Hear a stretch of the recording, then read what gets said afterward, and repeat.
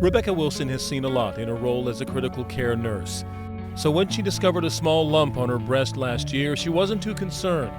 She was young, healthy, and had no family history, and was just days away from participating in the Komen Triangle Race for the Cure. I knew I had a lump. I knew I had an appointment for my mammogram, and I walked through the Susan G. Komen race, through the vendors and through all of the different avenues, and thought there's no way. There's just no way I have breast cancer. 3 days after the race, Rebecca went in for her mammogram. Then she got the news no one wants to hear. Her results were positive. She had breast cancer. You kind of go a little bit out of your mind, I think. I panicked, and I thought, I'm not ready to die. I'm too young for this. How can this even be real? Rebecca's family immediately drove 16 hours overnight from Canada to Raleigh. Her husband did what he could. Everyone pitched in, but Rebecca struggled, thinking often of her 2 young children.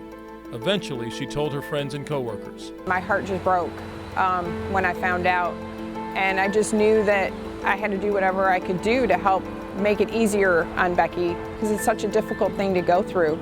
You know, you've got the chemo and you've got your whole family life that you're trying to keep together. I was available, and I just wanted to be able to help her as much as I could. As Rebecca's support network started to grow, so did her spirit. She leaned on her family and friends. She put together a recovery plan and became determined that cancer would not take her down. Early on in my diagnosis, I looked at my little kids, Jack and Julia, and I decided I wasn't going to be a sick mom. I was going to do everything I could to act normal and carry on normalcy for their sake. And we kind of used my hair falling out from the chemo as a cue that mommy can't do certain things, but when my hair grows back, we can get back to normal. And that's how it was. And it helped me just put on a smile and carry on and not be sick. So I wasn't. Rebecca's positive attitude fueled her desire to fight cancer by staying fit. She knew it helped. She had the research to prove it. And she got a lot of encouragement from her sister, who Rebecca calls a fitness guru. It was really counterintuitive to do exercise, but by doing it after having chemo, and you have days where you can't physically lift a glass, or you can't get off the couch, or you can't imagine moving, and you make yourself, and that's the only thing that made me feel better. So she had kept saying, I'll give you a key to my house. She said, just get me off the couch. Despite a double mastectomy, 6 rounds of chemotherapy, reconstructive surgery, and radiation treatments, Rebecca never stopped exercising. It's something I have to make myself do.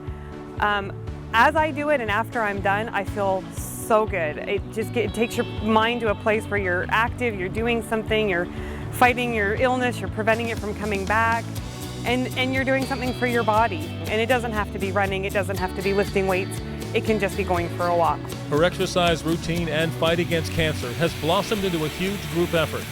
Rebecca formed a team for the Komen Triangle Race for the Cure called Treasured Chests. It currently has nearly 40 team members and has raised more than $2,500 for Susan G. Komen. Breast cancer's out there, men, women, nobody is safe from it, but hopefully one day we will be. Hopefully through the efforts of Susan G. Komen, we can find a cure, and I'm going to be a part of that, and all the people on our team is going to be a part of that, and everybody who supports us is going to be a part of that. It's been a long road for Rebecca since last year's Komen race. She has faced challenges she never imagined.